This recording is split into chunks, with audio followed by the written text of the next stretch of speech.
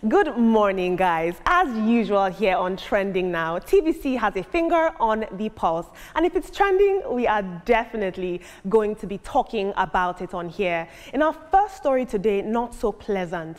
Tensions ran high at the University College Hospital, Ibadan, yesterday as students from the College of Medicine, the University of Ibadan, staged a fresh protest over a prolonged power outage in their hostel.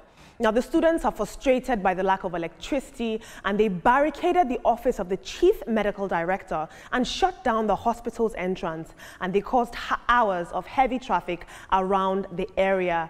The protesters are remaining resolute, insisting that the demonstrations will continue until power is fully restored to their hostel. Now, unfortunately, the Ibadan Electricity Distribution Company does not see UCH as different from the halls. They see the university as a total unit, as one single unit, and so to them that one total unit is owing 500 million naira that must be paid.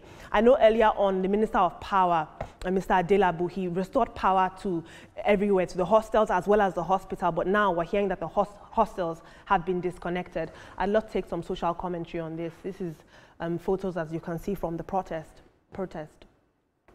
In our first tweet, Adewale says, "This is uncalled for. 100 days without an electricity supply in a country that is not at war is highly condemnable." Balogun Tohib says, "I blame Adelabu for his visit to UCH and his meeting with the CMD. He should have known it would be politicized. If the UCH owes 500 million naira to the Ibadan Electrical Distribution Company, how are their staff expected to be paid?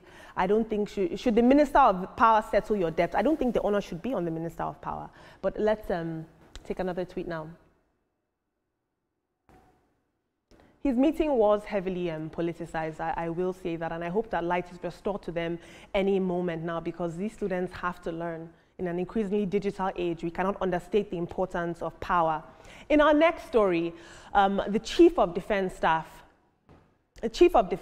General Christopher Musa, has revealed that he and other senior military officials were denied Canadian visas to attend an event honoring veterans who were injured in battle. Now, Mr. Musa made this known during the National Association of the Institute for Security Studies annual lecture yesterday, but he didn't disclose the reason behind the visa denial. There's an event to honor our veterans, those that were injured during battle. Remember last year, the Duke of Sussex visited Nigeria with his wife. Through the Invictus, they have a foundation that they try to raise the morale of troops all over the world that have suffered one form of deformity or the other in the course of defending their individual countries. So we're supposed to be there. And actually, half of my team have already gone, but unfortunately, the Canadian Embassy, for knowledge best known to them, denied us visa. So I wasn't sure, and so I wanted to be silent about it. But when we couldn't get the visa, I said, this is a blessing in disguise. Now, following this revelation, the National Security Advisor, Nuhu Ribadu, had strong words for the Canadian Embassy. Thank you for the courage to say that Canada denied you. They can go to hell.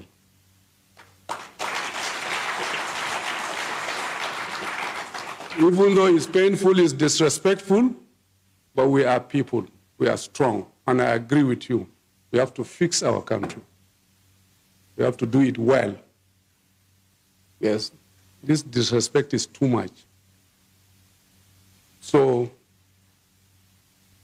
yet is another reason why we work hard to make Nigeria work and be respected. What do you guys think? Was this just routine visa policy, or is there more to this story? I'm going to take a tweet now. I would expect nothing less from the National Security Advisor. He's resolute. I would expect nothing less from him. Moving on now, Veronica and Ibrahim, I really want to hone in on this Canadian visa denial for the top military officials. Do you think that they deserve some, are they moving based on entitlement? that they think that any country they want, they should have access to it? Or is the there are Canadian visa well within their requirements right? for entry into any country. So if you do not meet up with the requirements, I guess they will deny you. That's what we should understand, that fact. Forget that there's diplomacy and all of it. But if they tell you that they have a requirement, then you should meet up with what is required. And then the game is Invictus game, and it is meant for those who were injured in the course of their service to the nation. And if the number of persons, perhaps they feel that they have approved the visas for certain number of persons and they don't want to approve for this other number of persons, then I think it's their decision, not ours. Personally, that's how I see it. We do not know the real fact, but I guess that the way the NSA responded to the matter, I like the fact that he agreed that we should build our country as it is. But then the other words he used, which we did not take, is not resonating with a lot of Nigerians for someone of his position. Well, I kind of slightly disagree. Even though they've had total number of people that want to take into the country, maybe it's a routine visa policy, just like you said, Olamide, but I feel this raises diplomatic tensions, because when you have the NSA, the chief of staff, not granted visa to the country, it's a diplomatic issue, and I feel there has to be questions asked. They didn't reveal the reason why they were denied. Was the NSA part of the team? He wasn't. So, no, I'm just saying that the top military officials, authority who's supposed to be there. So what is the relationship between Nigeria and Canada when it comes to people moving from Nigeria and Canada? Because we have good relationship with them to start with. So whatever happened, it could be a mistake on the part of the Canadian embassy. They are here, so they should ask questions. Just like you said, I also agree with Mr. Ribadu that it's also calls for reflection into who we are as a country, how we portray ourselves, so that all the Committee of Nations will respect us in things that we do. And it goes beyond authorities. It starts with you, myself, and every other person. And the Nigerian military, they're based on precepts of order. It's very important that they follow order, even in organizations that aren't theirs. This is the order that the Canadian visa has said they want. You're denied. So be it.